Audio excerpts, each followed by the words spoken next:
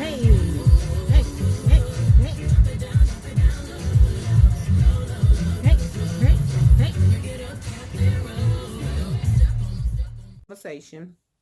And this conversation kind of inspired me coming on here to talk about this and say whatever I'm going to say. So, of course, in my head, I played it over a million ways of what I wanted to say, how to get it out there. But it's probably mainly for moms, or for real, it could be for anybody. Moms, women, even men. The conversation probably could be for anybody. But, I was having a conversation and I just realized how much, um, as African American women, men, or just women and men in general, but I'm speaking from African American point of view, we tend to be stressed out and we carry a huge burden, and we don't really go and release that burden or express that burden or talk to somebody. So, during the conversation, I was listening to this individual vent and be upset and everything. And, it made me think about just how much we do go through and how much we hold in the inside. And if you're spiritual, I'm spiritual. I believe in God. So it just, sometimes we question God and we want things and we ask for things and we don't really realize just what it takes to get these things, or what's going to happen in the process of us getting these things, or what's going to happen once we get these things. We never think about everything surrounding it. We always just think about what we want per se, or what's happening per se. I know myself, I'm the type of person who I want to understand. I want to know, like, why did this happen to me? Why am I experiencing this? Could anybody else experience it? Things like that.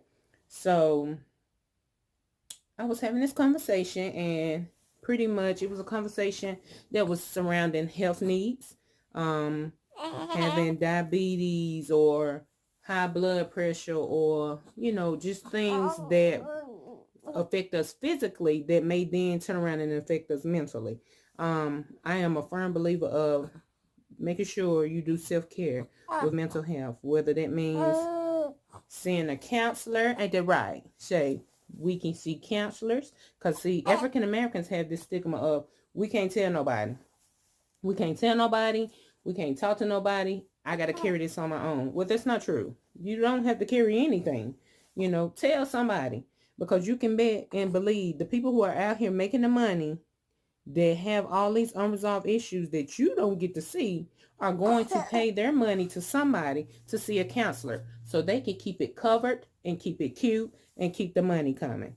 So, talk to somebody. During this conversation, I feel like I allowed the person to express, and you gotta, if you're in the position of being a good listener, or giving somebody advice, or being a good friend, you don't necessarily have to be a counselor, but if you've been a good friend, a listener, a communicator, and you actively listening to that person, you have to, because we make a big mistake and we don't do it, but you have to allow the person to know that their feelings are valid. You may not agree. That's right.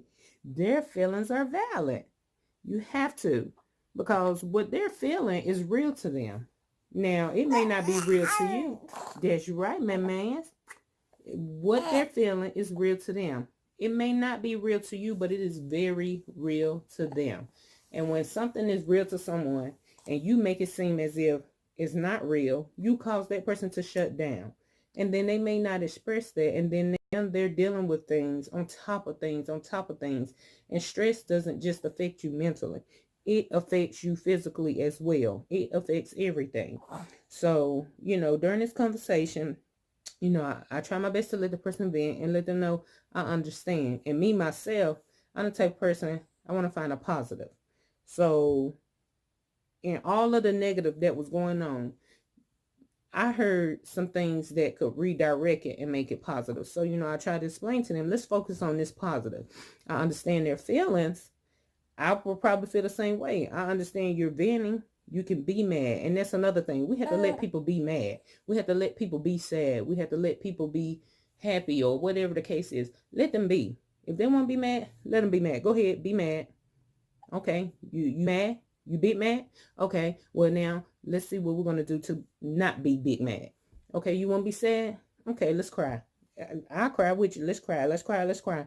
Okay, we got that out. We got that. We entertained that emotion and we got that off our chest. Okay, so now what's next? That's the thing. What's next? When you're helping someone, or you're there for someone, or you're in a position that you didn't even know you was in a position in to be there for someone and support them mentally or whatever the case may be, and you let them go through these different levels of emotion, then what is the question? Now what do we do? Where do we go? How do we do this?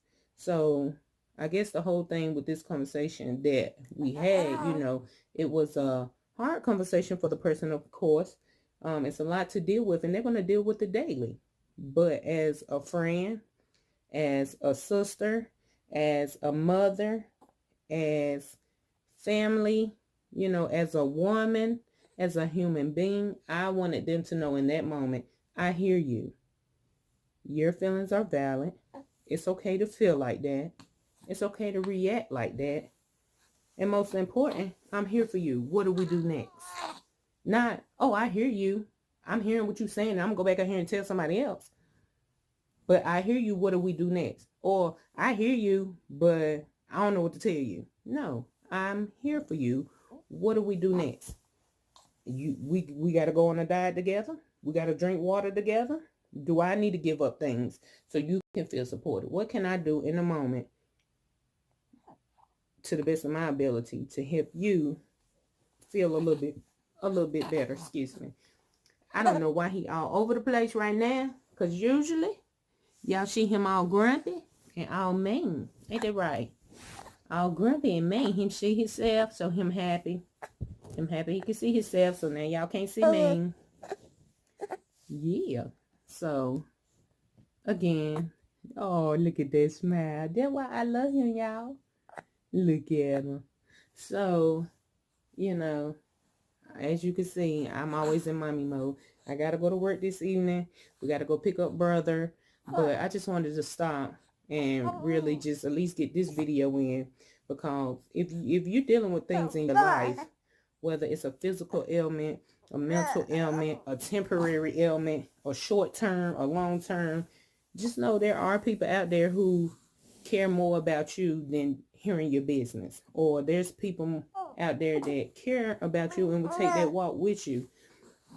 And if you don't have that, it's a good time to subscribe down low, because I'm one of them people. I like to figure out, what do we do next? So if you don't have that person and you want that person, tell them Budge, tell a man, if you don't have that person and you want that person, we is the people. We is the one to subscribe to. Come and pour it out to me. I'll be anonymous and we can talk, and I can tell you how I feel. I can tell you what I would do, what I would not do. I can tell you, let's move forward. What do we do together? And what's our slogan? See, our slogan ain't got to be bad. Hugs and hands. We handing out hugs. Oh, shoot.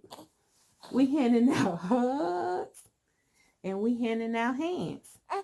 Now, if you act right, we having out a lending hand, a helping hand. But if they don't act right, then what we doing, bud? Give it to them. There it is. There it is. Not to work. My last thought would be, I know I said this could relate to a lot of mothers. And how I tie that into a lot of mothers is because as mothers, we tend to deal with a lot. We tend to deal with working, children, husband, boyfriend, spouse, family, friends. We tend to deal with a whole lot. I'm not saying that men don't, so please don't take it that way, because I know some men do just as much as women. But again, speaking from a African American woman, mother, I know that we deal with a lot. Again, dealing with children alone, whether you're a first-time mama, a second-time mama, third-time mama, fourth-time mama, it can be overwhelming.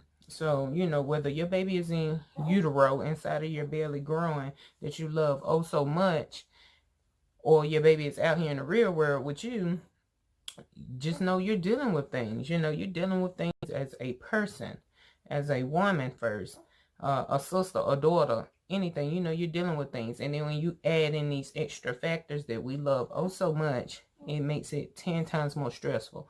So as mothers, I would say typically we deal with a lot of things. And I can also say, because I was not a mother before and I've been a single woman, as a single non-parent woman, you deal with a lot too. And you tend to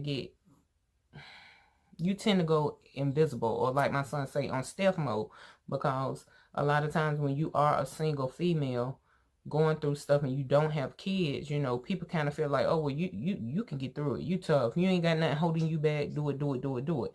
And, you know, sometimes in my selfish own motherly way, I could feel like that as well. But I also know that as a single female, you deal with stuff too.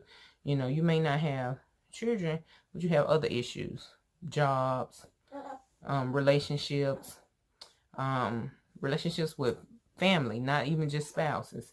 So it can be a whole lot of things. But as mothers, I understand, you know, we go through a lot. We deal with a lot. We smile a lot. Even though we're crying in the inside, we dying in the inside. But just find, all it takes is one. You don't have to have 5. You don't have to have 10. And really, if you got 5 or 10 in your circle that you're telling your things to, and you're not getting 10 to 20, I can help you, how can we do this? Then you need to minimize your circle. If your 5 to 10 only agreeing with you, only just hyping up the negativity, you need to minimize your circle. You know, get you somebody who's going to be there for you, but be honest with you. So I guess the most vital part is positivity. You need some positive people, understanding people. And understanding don't mean they got the answers. That just means that they understand. They're not judgmental. I see you. But as mothers, we have to stick together. You hear him in the background. So we got to stick. Okay, he's going to take over the video. But we got to stick together. We got to listen and be there for each other. But, you know, even though we're mothers and we have that connection to link together through the fact that we know that it's a lot of stress. You know, if your mental not together, everything else goes to shambles. And that's just facts. And if you don't think it's facts, then you ain't been through nothing yet. If your mental is not together, nothing else together. Because when my mental is jacked, I'm not a good mom. And I'm not saying I'm doing anything to my kids, so let's be very clear. When I say a good mom, I mean a good mom in my standards. I'm not doing what I feel like I'm supposed to do as a mom. I'm not smiling or I'm yelling, you know, things like that. So when my mental not together, it affects my parenting. It affects my body. It affects my job. It affects my friendships. It affects me. It affects everything that's attached to me. So, with that being said, ladies, let's be there for each other. I'm about to have to be there for him, so let's wrap this up. But let's be there for each other. Let's have positivity. Let's be understanding. Let's be real. Real friends. Real women. Real mothers. And all of that. Alright, so I'm finna exit because I have to work. Put this video up later. Hugs and hands.